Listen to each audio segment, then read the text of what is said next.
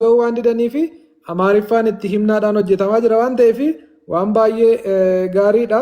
Galoodhaan Omsa irra deebii sabbaayet kan irra deebii namni akka waraabbatuuf irra deebiitii ittiin irra deebii. Ana tura deebi'a malee harreedhaan harree jettu malee jedha sirbichi boo dhaggeeffadhaan irraa harreedhaan harree yoo jette malee jedha siitee nama siitee deebii. Amma la gaafii koo kana guyyaa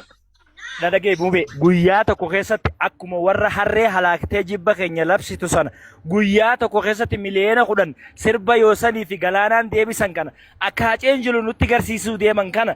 itti garsiisuu qabnaadha dhaamsi keenya Oromoo jirra jara koomentii irratti illee barreessaa of qopheessaa namni hundi chaalenjii kanatti uummanni kun jalqaba afaan beektu kan afaan beektu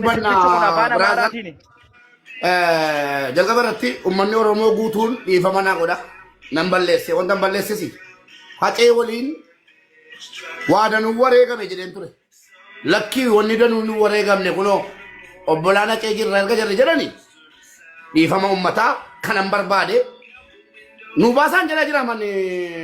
obsaakoo sin argine abbaasi galchee yoon beeku miira keessa galee arraba eegaluu ban ture beekta nu baasaa eessa jirtu moo hunduutan jechuufan erga immoo jirra nuun jedhani nus immoo jirra jennee intinaa galaanaa amma sidii fidaan aguba toorbaadhe tiktookiin ko yuutuubii galaanaa gaaromsaa amman sidii fidaa isa buutanii sabskiraayib gootanii hedduu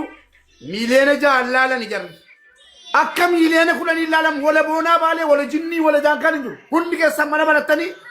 yuutuubii galaanaa gaaromsaatiin harreedhaan harree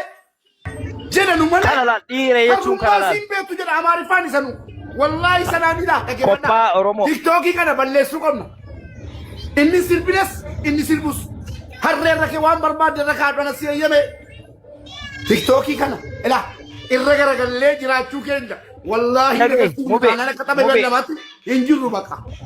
mube sheekhaaf qeesii xiqqaaf guddaa namni afaan Oromoo dubbatu Oromoo taate xiqqaaf guddaan sirba kana guyyaa tokko keessatti miliyoona 10 galchina kan galaanaa fi yoosan yeroo gabaabaa kana keessatti yeedaloof walaloo qopheessanii deebii kannan kana guyyaa kana poosti godheen gaafadhee ture yoo argitee jiraatte nuuf qophii of nuu qopheessaa jedheeni maaf deebiin kanni tanu poostumaan illee ta'u jennee jirra jedhanii as baan kana laal dhiira jechuun.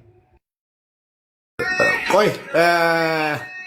obsaa jalqaba irratti ati jiraadhu obsaa koo qeerroo